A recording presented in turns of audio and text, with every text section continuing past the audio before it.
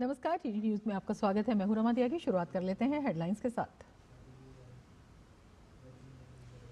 पटना में नीतीश कुमार चुने गए एनडीए विधायक दल के नेता। कल 10वीं बार लेंगे बिहार के मुख्यमंत्री पद की शपथ। नीतीश ने राज्यपाल से मिलकर सौंपा इस्तीफा। सरकार बनाने का दावा किया पेश।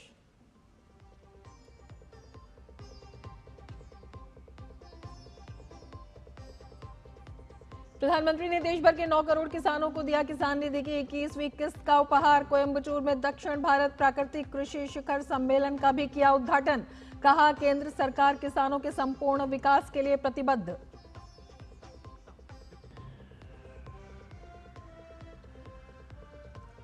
प्रधानमंत्री ने श्री सत्य साईं बाबा के जन्म शताब्दी समारोह कार्यक्रम में लिया हिस्सा। सेवा भावना को बताया हमेशा भारतीय सभ्यता की मूल पहचान।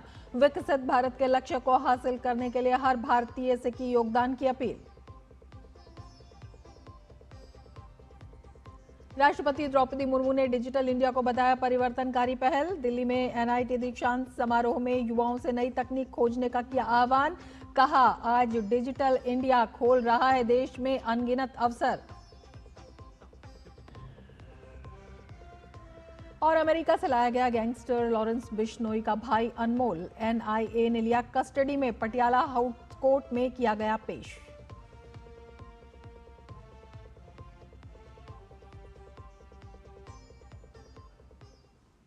और अब विस्तार से समाचार। बिहार के मुख्यमंत्री नीतीश कुमार ने राजभवन जाकर राज्यपाल से मुलाकात कर अपना इस्तीफा सौंप दिया। नीतीश कुमार ने राज्यपाल को एनडीए विधायकों के समर्थन का पत्र सौंपकर राज्य में नई सरकार बनाने का दावा पेश किया।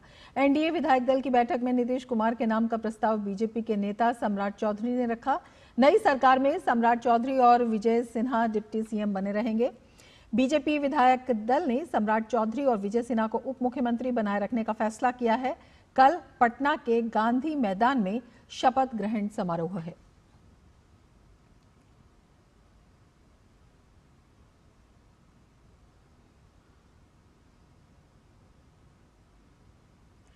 बिहार विधानसभा चुनाव में प्रचंड बहुमत हासिल करने के बाद अब एनडीए एक बार फिर सरकार बनाने जा रही है। नीतीश कुमार की अगुवाई में विधायक 20 नवंबर को शपथ लेंगे।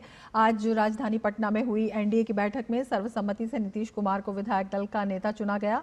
बिहार में भाजपा के सह प्रभारी और भाजपा विधायक दल के पर्यवेक्षक केशव प्रसाद मौर्य ने कहा कि एक बार फिर नीतीश कुमार के नेतृत्व में एनडीए सरकार बनाने जा रही है।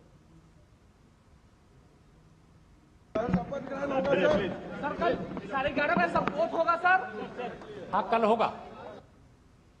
वहीं एनडीए के तमाम दलों ने भी नीतीश कुमार को विधायक दल के नेता चुने जाने पर खुशी व्यक्त की है। लोजपा रामविलास के प्रमुख चिराग पासवान ने कहा कि जिस तरीके से बिहार की जनता ने एनडीए पर विश्वास करते हुए प्रचंड जीत देने का काम किया है, ऐसे में हम सब पर बड़ी जिम्मेदारी है कि जनता के इस विश्वास पर हम खरा उतरें।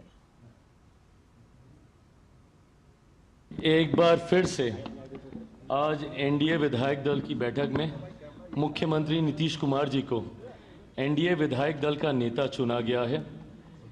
जिस तरीके से प्रचंड बहुमत के साथ बिहार की जनता ने एनडीए के प्रत्याशियों पर, मेरे प्रधानमंत्री आदरणीय नरेंद्र मोदी जी की सोच पर, मुख्यमंत्री नीतीश कुमार जी के अनुभव पर, बिहार फर्स्ट बिहारी फर्स्ट पर विश्वास करते हुए जो प्रचंड जीत, एक ऐतिहासिक जीत देने का काम किया है, ऐसे में अब बड़ी जिम्मेदारी हम सब के ऊपर है कि जनता के इस विश्वास पर अब हम लोग खरा उतरें।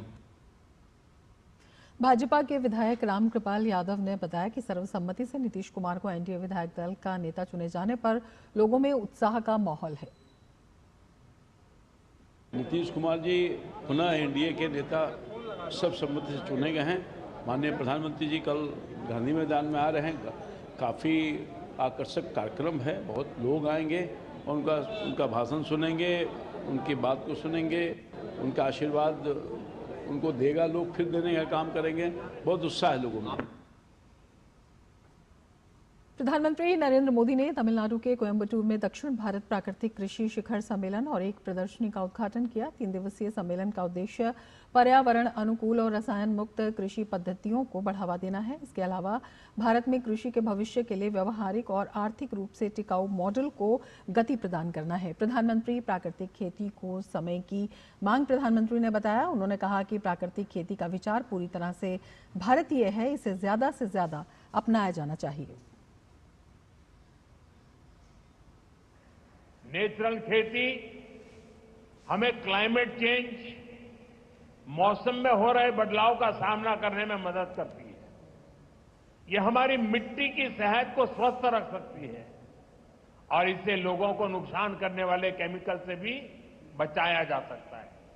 आज का ये आयोजन इसी दिशा में एक बहुत बड़ी भूमिका निभाने जा रहा है।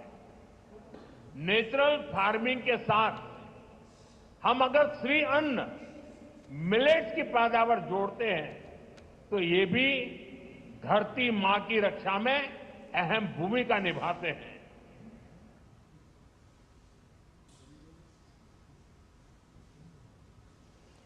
कार्यक्रम के दौरान प्रधानमंत्री ने देश भर के 9 करोड़ किसानों को सहायता प्रदान करने के लिए पीएम किसान योजना की 18,000 करोड़ रुपए से अधिक की राशि की 21वीं किस्त जारी की। पीएम मोदी ने कार्यक्रम में जैविक खेती से जुड़े किसानों को भी सम्मानित किया। पीएम ने कहा कि पीएम किसान योजना से देश के करोड़ों किसान लाभान्वित हो रहे हैं। इस साल किसानों को 10 लाख करोड़ रुपए से ज्यादा की मदद दी गई है। ये 10 लाख करोड़ आंकड़ा बहुत बड़ा है। 7 साल पहले पशुपालकों और मछली पालकों को केसीसी की सुविधा मिलने के बाद वो भी इसका जमकर लाभ उठा रहे हैं। बायो फर्टिलाइजर पर जीएसटी कम होने से भी किसानों को बहुत फायदा हुआ है। साथियों, अभी कुछ ही देर पहले इसी मंच से हमने देश के किसानों को पीएम किसान सम्मान निधि की अगली किस्त जारी की है। देश के कोने कोने में किसानों को 18,000 करोड़ रुपए ट्रांसफर हुए हैं। यहां तमिलनाडु के भी लाखों किसानों के खाते में पीएम किसान सम्मान निधि के पैसे पहुंचे हैं। अब तक इस योजना के तहत देश के छोटे किसानों को 4 लाख करोड़ रुपए की राशि सीधे उनके बैंक खाते में भेजी जा चुकी है। आंध्र प्रदेश के पुट्टपर्थी में प्रधानमंत्री ने सत्य साईं बाबा की जन्म शताब्दी वर्ष के अवसर पर एक स्मारक सिक्का और डाक टिकट जारी किया। उन्होंने बाबा के विचारों और उपदेशों को प्रेम, शांति, सेवा का मार्ग बताया।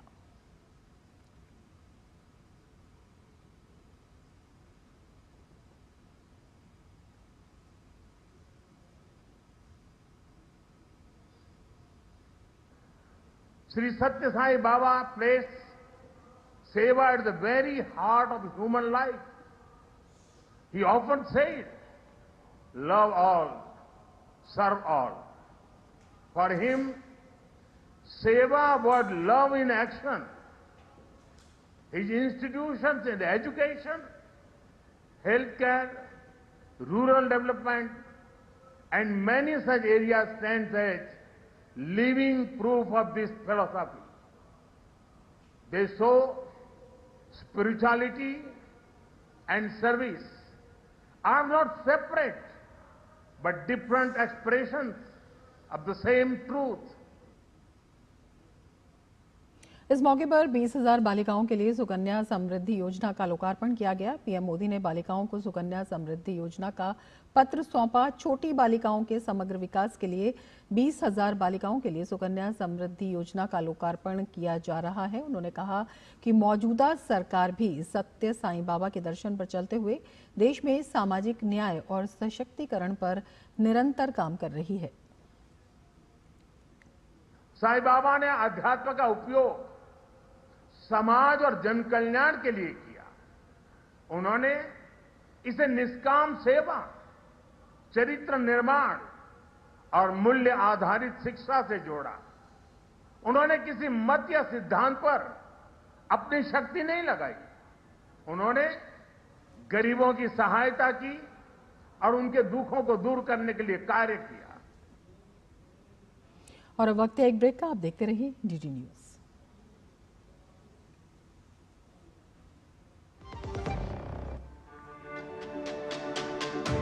मेरी पसंद, मेरी पसंद, मेरी पसंद, मेरी पसंद, हमारी पसंद, हम सबकी पसंद। मजबूत देश का मजबूत सरिया हो गया स्टील। अंतर्राष्ट्रीय व्यापार मेले के रक्षा मंडपम में भारत में विकसित अत्याधुनिक रक्षा उपकरणों की प्रदर्शनी लगाई गई है। वाणिज्य और उद्योग मंत्री पीयूष गोयल ने अंतर्राष्ट्रीय व्यापार मेले में डिफेंस पवेलियन का दौरा किया। इस मौके पर पीयूष गोयल ने रक्षा क्षेत्र में भारत की आत्मनिर्भरता का जिक्र करते हुए कहा कि प्रधानमंत्री मोदी के नेतृत्व में पिछले 10 साल में भारत रक्षा उपकरणों के आयातक से निर्यातक बनने की ओर आगे बढ़ा है। कि आज भारत डिफेंस के क्षेत्र में भारत आत्मनिर्भर भी बन रहा है, डिफेंस के शस्त्र भारत में बन रहे हैं और हमारे काबिल अफसर, काबिल इंजीनियर्स, काबिल साइंटिस्ट, इनोवेटर्स के काम को मैं साधुवाद देता हूं। और प्रधानमंत्री मोदी जी के नेतृत्व में जैसे 10 वर्षों में भारत एक डिफेंस इक्विपमेंट इंपोर्टर के बदले डिफेंस इक्विपमेंट एक्सपोर्टर बनाए, उसके लिए प्रधानमंत्री जी को बधाई देता हूं। राष्ट्रवादी कांग्रेस पार्टी नेता बाबा सिद्दीकी की हत्या के आरोपी एवं गैंगस्टर लॉरेंस बिश्नोई के भाई अनमोल बिश्नोई को बुधवार को पटियाला अदालत में पेश किया गया।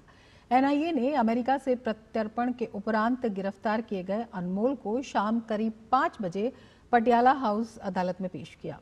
संघीय एजेंसी ने अनमोल को विशेष न्यायाधीश प्रशांत शर्मा के समक्ष पेश करने के बाद उसे 15 दिन की हिरासत में भेजने का अनुरोध किया। राकांपा के नेता बाबा सिद्दीकी की हत्या अप्रैल 2024 में बॉलीवुड स्टार सलमान खान के घर पर गोलीबारी, पंजाबी गायक सिद्धू मूसेवाला की हत्या समेत कई अन्य अपराधों में वांछित अनमोल को मंगलवार को अमेरिका से प्रत्यर्पित किया गया। उसे पिछले साल नवंबर में अमेरिका में हिरासत में लिया गया था। वर्ष 2022 से फरार अनमोल अमेरिका में रह रहा था और जेल में बंद अपने भाई लॉरेंस बिश्नोई के नेतृत्व वाले आतंकी सिंडिकेट में शामिल होने के आरोप में गिरफ्तार होने वाला 19वां आरोपी है। पश्चिम बंगाल में चल रही एसआईआर प्रक्रिया में इसके चलते बड़ी संख्या में अवैध बांग्लादेशी नागरिक भागने को मजबूर हो गए हैं। इसी कड़ी में पश्चिम बंगाल के उत्तर 24 परगना के स्वरूपनगर इलाके में बसे सैकड़ों बांग्लादेशी घुसपैठिए सीमा पार कर रहे हैं। बीएसएफ इन पर लगातार नजर बनाए हुए है। हकीमपुर चेकपोस्ट पर कतार में खड़े अवैध बांग्लादेशी नागरिकों ने बताया कि संदेश खाली के धमखाली इलाके के दलालों की मदद से वो यहां आए थे। सॉल्ट लेक के विभिन्न इलाकों में रहने वाले दलालों ने नकली दस्तावेज भी बनाए। इन अवैध बांग्लादेशी नागरिकों के पास आधार कार्ड भी है। दिल्ली पुलिस की स्पेशल सेल टीम ने इंटरस्टेट नारकोटिक्स सिंडिकेट का भंडाफोड़ किया है, जिसमें अफ्रीकी मूल के 4 आरोपियों को गिरफ्तार किया गया है। 1 नवंबर को ड्रग कार्टेल की सूचना मिलते ही पुलिस की त्वरित कार्रवाई में पुलिस को यह सफलता मिली है। पुलिस ने मोबाइल ड्रग मैन्युफैक्चरिंग यूनिट ध्वस्त कर लगभग 20 किलोग्राम से ज्यादा नशीला पदार्थ मेथाम्फेटामाइन जब्त किया है, जिसकी अंतर्राष्ट्रीय कीमत लगभग 100 करोड़ रुपए से भी ज्यादा है।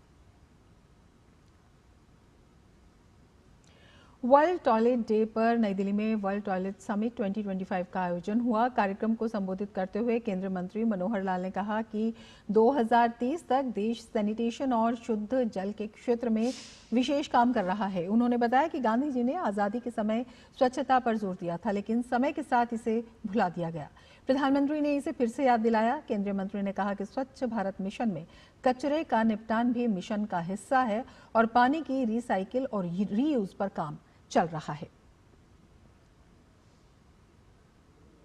जब मोदी जी शासन में आए तो उन्होंने पहली बार इसकी घोषणा की कि हमको अपने देश को ओडीएफ फ्री करना है, ओडीएफ को एक प्रकार से ओपन डेफिकेशन फ्री। जो अभियान शुरू किया गया उसकी गति इतनी तेज की कि दुनिया में किसी इस प्रकार का आंदोलन करने की स्पीड आज तक और कोई नहीं है। मात्र 5 साल में हमने 2019 में सारे देश को ओडीएफ डिक्लेयर कर दिया था, 5 साल में। 11 करोड़ से ऊपर टॉयलेट बनाए गए। बहुत बड़े स्केल के ऊपर ये काम हुआ। कार्यक्रम में केंद्रीय मंत्री सी आर पाटिल ने बताया कि 2014 में प्रधानमंत्री ने स्वच्छता और टॉयलेट पर जोर दिया, तब लोगों को आश्चर्य हुआ। देश में अब तक 12 करोड़ टॉयलेट बन चुके हैं, जिसमें 60 करोड़ लोगों को खुले में शौच से मुक्ति मिली। टॉयलेट बनने से गांव की महिलाओं को बड़ी राहत मिली और 3 लाख बच्चों की जान बची, जबकि पहले 7,000 बच्चों की डायरिया से मौत होती थी। स्वच्छता के बारे में 2 महत्वपूर्ण बात, एक पानी स्वच्छ होना चाहिए, एक टॉयलेट स्वच्छ होना चाहिए। स्वच्छ तो बात की बात है, पहले तो टॉयलेट होना चाहिए। उसके के ऊपर जो काम हुआ, एक देश में क्रांतिकारी काम हुआ, उसके परिणाम भी अच्छे मिले। नल से जल की योजना से जो 15 करोड़ घरों में अभी तक पानी गया है और 4 करोड़ घरों में आने वाले दिनों में पानी देने की जो योजना बनी हुई है, उसके ऊपर जो काम चल रहा है, तो अभी जो गांव में या घर में जो पानी आता है, तो करीब 5 लाख गांव में 25 लाख महिलाओं को पानी कैसा है उसको चेक करने के लिए ट्रेनिंग दी गई है। सुप्रीम कोर्ट ने बुधवार को तलाक़े हसन को रद्द करने को लेकर नाराजगी जताई है। कोर्ट ने पूछा कि क्या आधुनिक सभ्य समाज में महिलाओं की गरिमा को ठेस पहुंचाने वाली इस प्रथा को बने रहना देना चाहिए। न्यायमूर्ति सूर्यकांत, न्यायमूर्ति उज्ज्वल भुयान और न्यायमूर्ति एन कोटेश्वर सिंह की पीठ ने इस प्रथा को असंवैधानिक घोषित करने पर गंभीरता से विचार करने के संकेत दिए हैं। साथ ही कोर्ट इस मामले को 5 जजों की संवैधानिक पीठ को भेजने पर भी विचार कर रही है। इसके लिए पीठ ने संबंधित पक्षों से सुझाव मांगे हैं। मामले में सुनवाई के दौरान जस्टिस सूर्यकांत ने तल्ख टिप्पणी करते हुए कहा कि ये पूरे समाज को प्रभावित करने वाला मुद्दा है। अगर ये प्रथा पूरी तरह भेदभावपूर्ण है तो अदालत को दखल देना होगा। बता दें कि एक मुस्लिम महिला पत्रकार की ओर से दायर याचिका में तलाक़े हसन को असंवैधानिक और मौलिक अधिकारों का उल्लंघन करने वाली प्रथा कहा गया है। तलाक़े हसन तलाक का ऐसा तरीका है जिसमें पति के लगातार 3 महीने तक हर महीने एक बार तलाक बोलने पर तलाक मान लिया जाता है। बीकानेर महाजन फील्ड फायरिंग रेंज में भारतीय सेना के रणबांकुरा डिवीजन और भारतीय वायुसेना ने संयुक्त रूप से स्पेशल हेलीबोर्न ऑपरेशन सफलतापूर्वक संपन्न किया। इस ऑपरेशन में भारतीय वायुसेना का हेवीलिफ्ट हेलीकॉप्टर CH-47F चिनूक पूरे अभियान का प्रमुख केंद्र रहा। ऑपरेशन के दौरान चिनूक के आगमन से महाजन क्षेत्र का आसमान गूंज उठा। रेतीली आंधी और कम दृश्यता जैसी चुनौतियों के बावजूद चिनूक ने अपनी उत्कृष्ट क्षमताओं का परिचय देते हुए सटीकता से हॉट जोन में सैनिकों, हथियारों और मिशन लोड को उतारा। इसके अलावा रुद्र, ध्रुव, चीता, चेतक और Mi-17 हेलीकॉप्टर्स ने भी अपनी शक्ति का प्रदर्शन किया। भारी उपकरण उठाने से लेकर बड़ी संख्या में सैनिकों की तैनाती तक चिनूक ने अपनी भूमिका मजबूती से स्थापित की। महाजन में हुआ ये संयुक्त अभ्यास सेना की तेज प्रतिक्रिया क्षमता और वायु समर्थित युद्धक तैयारी का मजबूत प्रदर्शन माना जा रहा है।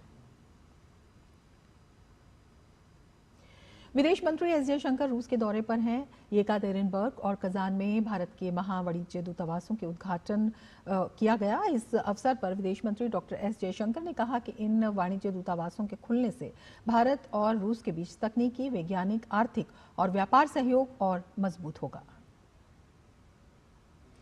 The opening of the consulate will give impetus to enable and to strengthen the technological, scientific, economic and trade collaboration between Indian and Russian industries.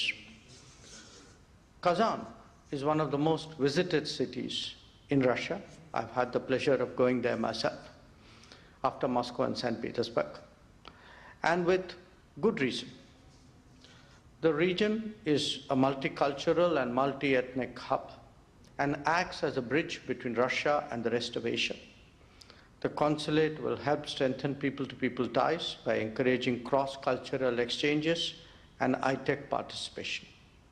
Kazan is well known for its oil production and refining, for fertilizers, automobiles, defense manufacturing, pharmaceuticals, and electrical equipment. I'm confident that with the opening of the 2 new consulates, there will be a further strengthening of India-Russia ties, and this will surely mark a new phase in our relationship. और bulletin में फिलहाल लेते हैं एक break. आप देखते रहिए DD news. जब धरती चीर कर निकलता है लोहे का पत्थर और मिलता है मोंगिया के जोश से, फिर तपता है, पिघलता है और बनता है फौलाद। अब होता है सरिया सारी खूबियों के साथ। मोंगिया स्टील, मजबूत देश का मजबूत सरिया। कर्नाटक की राजनीति में एक नया विवाद खड़ा हो गया है। भाजपा नेता और विधान परिषद सदस्य सीटी रवि ने चिकमगलुरु से मेडिकल कॉलेज में जीवन रक्षक दवाओं की खरीद में बड़े पैमाने पर अनियमितता का आरोप लगाया है। उन्होंने कहा कि टेंडर प्रक्रिया में गड़बड़ी कर दवाएं कई गुना महंगी दरों पर खरीदी गई। बीजेपी नेता ने खरीद घोटाले में उच्च अधिकारियों की मिलीभगत का आरोप लगाते हुए उच्च चिकित्सा शिक्षा मंत्री के इस्तीफे और उच्च स्तरीय जांच की मांग की। शिवमोगा, मैसूर, मंडिया, कूर्ग के जैसे मेडिकल कॉलेज में भी बहुत बड़ा भ्रष्टाचार हुआ है। मुझे लगता है डिस्ट्रिक्ट हॉस्पिटल में जेनरिक मेडिसिन क्या सप्लाई किया और मेडिकल कॉलेज में कौन सप्लाई किया, उसके में बहुत बड़ा अंतर है। कुछ मेडिसिन को 900% अधिक दाम दिया है। उसके वजह से सबको मालूम होता है बड़ा भ्रष्टाचार हुआ है। भारत और अफगानिस्तान के रिश्ते लगातार मजबूत हो रहे हैं। दोनों देश विभिन्न क्षेत्रों में अपनी रणनीतिक साझेदारी को बढ़ा रहे हैं। हाल के दिनों में अफगानिस्तान के उच्च राजनेताओं का भारत दौरा दोनों देशों के बीच के प्रगाढ़ होते संबंध को दुनिया के सामने प्रस्तुत किया है। इस कड़ी में अफगानिस्तान के उद्योग एवं वाणिज्य मंत्री अलहाज नूरुद्दीन अजीजी भारत की यात्रा पर हैं। राजधानी नई दिल्ली पहुंचने पर अजीजी का गर्मजोशी से स्वागत किया गया। इस यात्रा को भारत और अफगानिस्तान के बीच द्विपक्षीय व्यापार और निवेश संबंधों को लेकर अहम माना जा रहा है। म्यांमार के मायावती स्थित घोटाला केंद्रों से रिहा हुए 125 भारतीय नागरिकों को वायुसेना द्वारा थाईलैंड के मायसोट से स्वदेश वापस लाया गया है। इस साल मार्च से अब तक म्यांमार के घोटाला केंद्रों से रिहा हुए कुल 1500 भारतीयों को थाईलैंड के माध्यम से स्वदेश वापस लाया जा चुका है। आपको बता दें कि दक्षिण पूर्व एशिया के घोटाला केंद्रों में फंसे भारतीयों की स्वदेश वापसी सुनिश्चित करने के लिए भारत सरकार के प्रयासों के तहत भारतीयों को वापस लाया जा रहा है।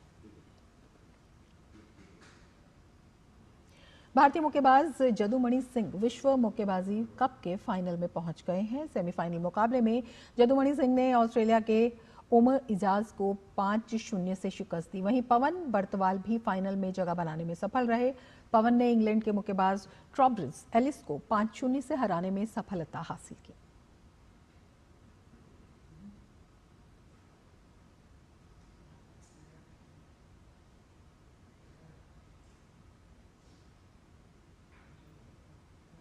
कुराकाओ ने जमैका के साथ ड्रॉ खेलकर पहली बार फुटबॉल विश्व कप के लिए क्वालिफाई कर लिया है। अगले साल फीफा विश्व कप के लिए क्वालिफाई करने वाले कुराकाओ की आबादी महज 1.5 लाख है। इस तरह कुराकाओ फीफा विश्व कप में भाग लेने वाला सबसे कम जनसंख्या वाला देश बन गया है।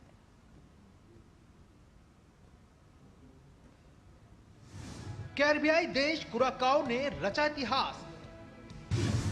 पहली बार फीफा विश्व कप में बनाई जगह। 48 टीमों के बीच का महासंग्राम वैसे तो अगले साल फुटबॉल विश्व कप में दिखाई देगा, लेकिन इससे पहले क्वालिफाई करने की कड़ी में सबसे बड़ा इतिहास किसी ने रचा है तो वो देश है कुराकाओ।